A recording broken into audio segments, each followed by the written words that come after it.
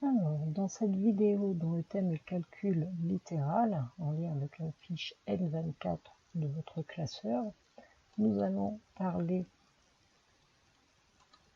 des expressions littérales. Donc, nous allons donner une définition et des exemples. Puis nous verrons des conventions d'écriture qui vont permettre de simplifier l'écriture de certaines expressions littérales. Et pour cela, nous verrons les règles à suivre. Alors, tout d'abord, nous allons commencer par définir ce qu'est une expression littérale. Donc, une expression littérale, une suite d'opérations dans laquelle certains nombres sont remplacés par des lettres. Donc, littéral veut dire qui utilise des lettres. Chaque lettre représente un même nombre dont la valeur peut changer. Ces lettres sont alors appelées des variables. Alors, ça sera peut-être plus clair lorsqu'on va donner des exemples.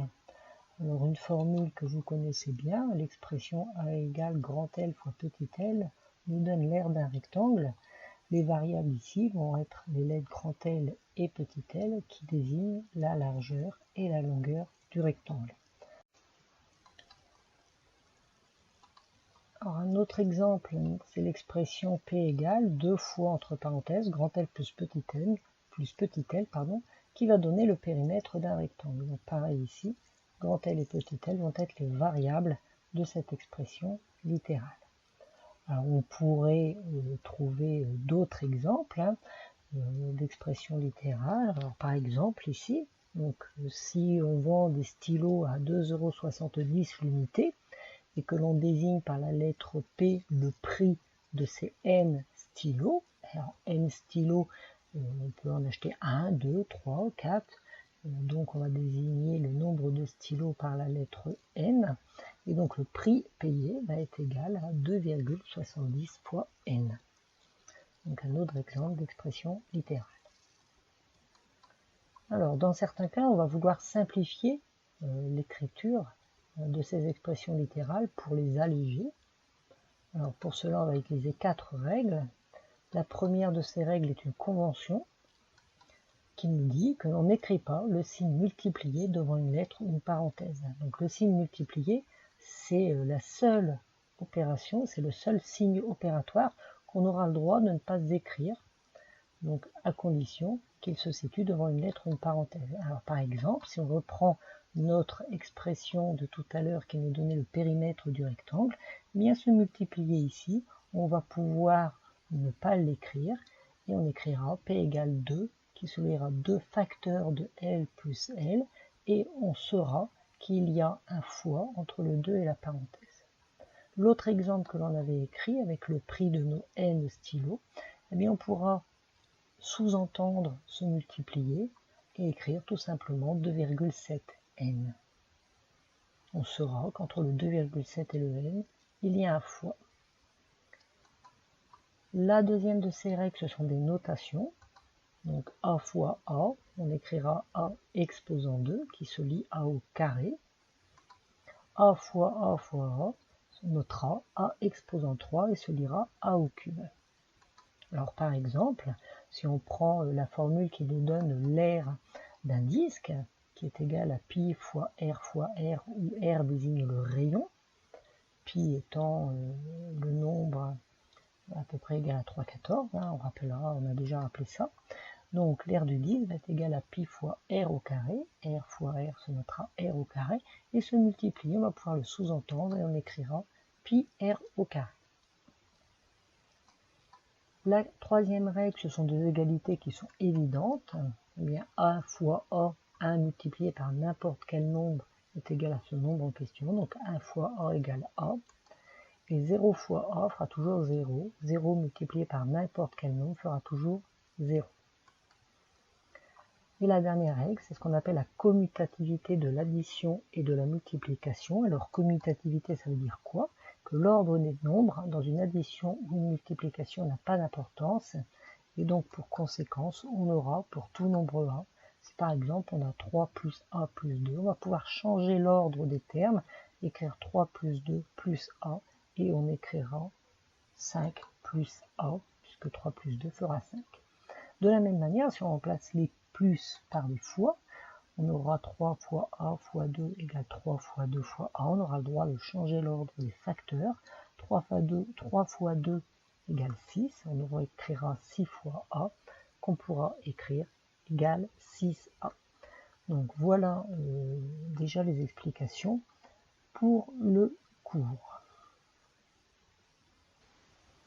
Donc nous allons maintenant appliquer ce que l'on vient de voir dans les exercices de la fiche N24. Mais avant de regarder la correction, essayez de faire seuls les exercices. Et pour cela, on met en pause la vidéo.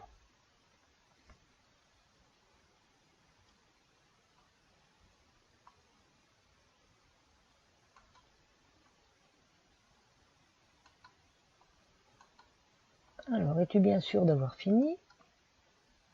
Si oui, c'est parti pour la correction. Alors, le premier objectif est de savoir produire, savoir écrire une expression littérale à partir d'une situation donnée. Alors, le premier exercice, on te dit, si on note n un nombre entier, quelle est l'expression littérale du nombre entier suivant et du précédent? Donc ici, ce qui est important, c'est n un nombre entier. On va rechercher l'écriture du suivant et l'écriture du précédent. Alors, on va déjà regarder sur des exemples. Alors, premier exemple, donc si on prend le nombre entier 5, le suivant sera 6, le précédent 4. Une autre série de 3 nombres entiers qui se suivent, 4, 10 et 11, en considérant 10 le nombre entier, donc le nombre entier considéré comme étant le nombre entier n, celui qui est écrit en rouge, 200, le suivant 201, le précédent 199, 996, le suivant 997, et le précédent 995, 10 000, le suivant 10 001, et le précédent 9999, etc., etc. Alors, on remarque que si on prend un nombre, le suivant, on va ajouter un nombre considéré ici en rouge, et pour trouver le précédent, on va prendre le nombre en rouge et on va retirer 1. Donc on va pouvoir généraliser cette situation-là avec des lettres. Alors, le nombre entier n, on vous le donne, on le désigne par la lettre n, et bien le suivant, on va le désigner par l'expression n plus 1, et le précédent par l'expression n-1.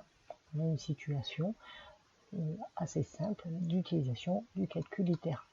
Alors, le deuxième exemple, on me dit dans chaque cas, donner la longueur AB à l'aide d'une expression littérale, qu'on voit ici, 3 segments AB, alors qu'on va regarder un petit peu plus précisément. Alors, le premier segment AB est composé d'un segment qui est de 8 unités, suivi d'un segment de longueur X. Alors, on a modélisé ça, reproduit ici le segment AB avec GeoGebra. Et alors j'ai pas pu mettre X, donc j'ai mis A. GeoGebra ne veut pas que je mette X. Et donc j'ai fait varier la longueur du segment ici MB. Donc vous allez voir, quand je fais bouger, donc je fais varier la longueur du segment MB entre 0 et 10. Donc la longueur du segment AM est fixe, 8, et la longueur du segment MB bouge, et quand je fais bouger la longueur du segment AB en bougeant le curseur ici, automatiquement la longueur du segment AB va bouger, on peut le revoir encore une fois ici. Et donc comment trouver la longueur du segment AB, puisque NB varie, on va tout simplement prendre la longueur du segment AM plus la longueur du segment MB qui varie, qu'on désignera par la lettre X. Alors, le deuxième segment AB, il est composé de 1, 2, 3, 4, 5, 6, 7 segments de même longueur, donc grâce au codage, et cette longueur, elle varie aussi. Donc, si on fait bouger la longueur de chacun de ces 7 segments, automatiquement, la longueur AB va changer. Donc, par exemple, ici, si on a à 3, 3 x 7, 21, 4, 4 x 7, 28, et A vaut 5, 7 fois 5, 7 fois 5, 35. D'accord? Donc on va à chaque fois prendre la longueur de chacun de ces petits segments et multiplier par 7 puisqu'on a 7 segments identiques. Pour le dernier, donc le segment AB est composé de 3 segments de 5 unités de longueur et de 6 segments dont la longueur va varier. Et donc ici pareil, hein, donc 3 segments identiques plus 6 segments dont la longueur va varier ici. Donc si on fait varier la longueur de ces segments-là, 0 qui va de 0 ici à 3. Alors j'aurais pu faire varier de 0 à 10, hein, j'ai choisi de faire varier de 0 à 3. Donc la longueur AB va elle aussi varier.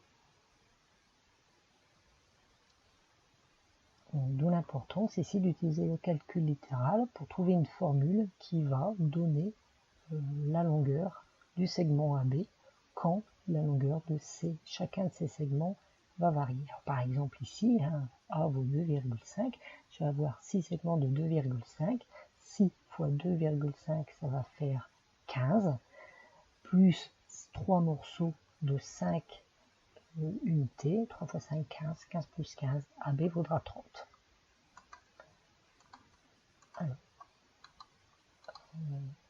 Alors, on revient ici à notre exemple. Donc ici, comment trouver l'expression littérale qui va donner la longueur AB dans le premier cas? Le morceau de longueur X plus le morceau de longueur 8, X plus 8. Alors si vous avez écrit 8 plus X, c'est bon aussi. Pour le deuxième segment, on pourrait écrire X plus X plus X plus X plus X plus X. Ce sera plus simple d'écrire 7 fois X égale 7x, hein, avec les conventions d'écriture que l'on a vues précédemment. Et ici, on a 6 segments qui mesurent chacun x, plus 3 segments de 5, on écrira 6x plus 15. N'hésitez pas à faire pause dans la vidéo si vous trouvez que ça va trop vite et revenir en arrière. Troisième exercice, donner deux expressions littérales pour un périmètre d'un carré de côté C. Donc je rappelle hein, qu'un carré est un quadrilatère qui a 4 angles droits et 4 côtés égaux. Le périmètre, c'est la longueur de son contour, eh bien C plus C plus C plus C, ou tout simplement 4 fois C, qu'on écrira 4C. Donc voilà, deux expressions littérales équivalentes qui vont donner le périmètre d'un carré de côté C.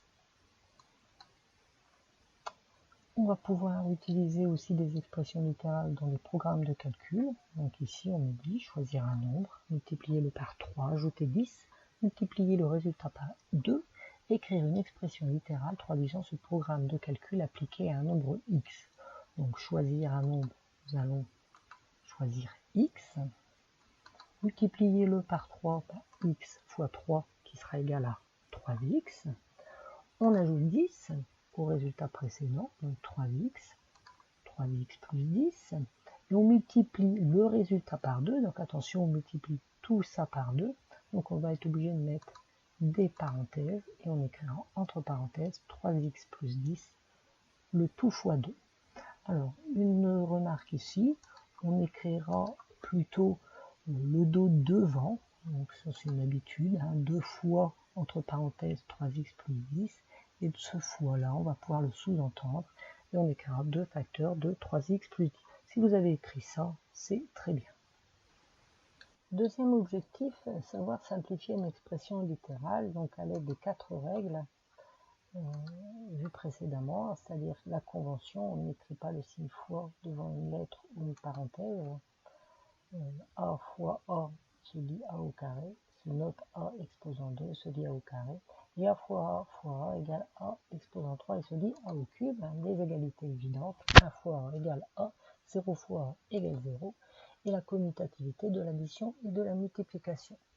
Alors, si on applique ces règles ici aux expressions littérales données là, 17 fois C, nous l'écrirons 17C, T fois 12, alors par convention, on placera toujours le nombre avant la lettre, donc on écrira 12 fois t égale 12t.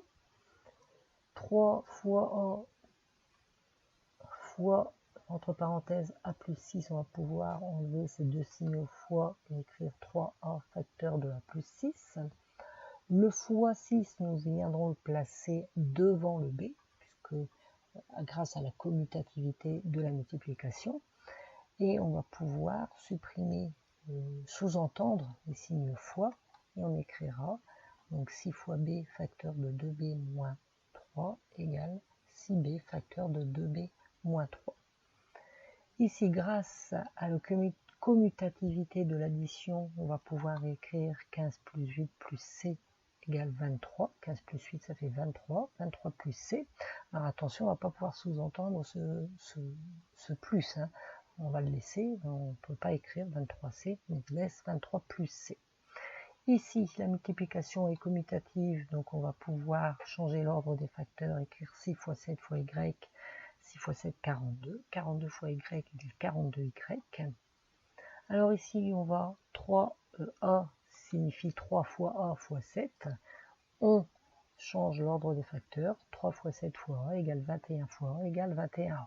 Alors quand vous aurez l'habitude, vous aurez le droit d'écrire 3a fois 7 égale 21a directement sans passer par ces étapes intermédiaires. Pareil ici, vous pouvez écrire directement 42y et ici 23 plus c, c'est tout bon aussi. 8 plus 2x, ben, on ne peut rien faire. Donc j'ai un plus, j'ai un fois sous-entendu, c'est impossible, on le laisse comme ça. N plus n plus 1 plus n plus 2, ben, on va pouvoir mettre les n ensemble. N plus n, c'est 3n, c'est 3 fois n, on écrira 3n, et 1 plus 2, ça fait 3.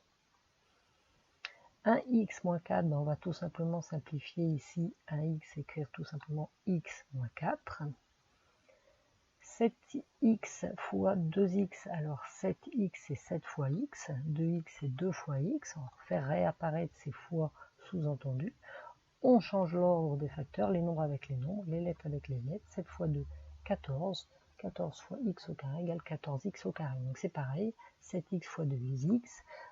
Avec l'habitude, vous apprendrez directement à écrire 14x au carré. 9,1x fois 0, ben 9,1x c'est 9,1 fois x. On va mettre le 9,1 multiplié par 0 ensemble, multiplié par x, ça fait 0 fois x qu'on écrit tout simplement 0. Pareil, on peut écrire directement de là au résultat final 0 sans détailler et faire le calcul mentalement.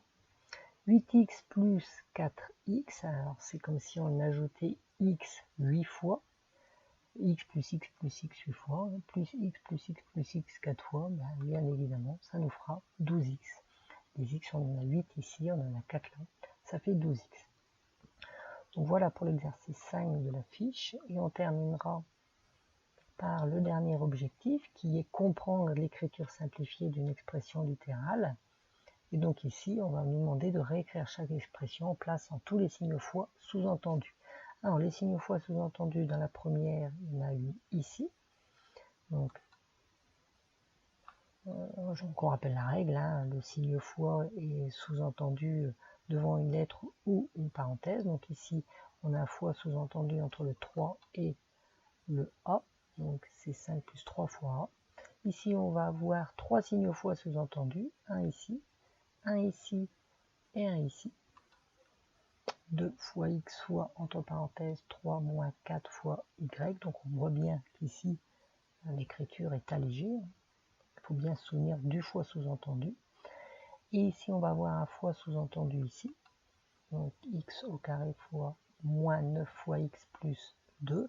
Et on peut refaire apparaître le fois sous-entendu dans x au carré. X fois x moins 9 fois x plus 2. Alors, ce savoir-faire est important lorsqu'on va vouloir calculer la valeur d'une expression littérale, chose que l'on fera dans la fiche N25.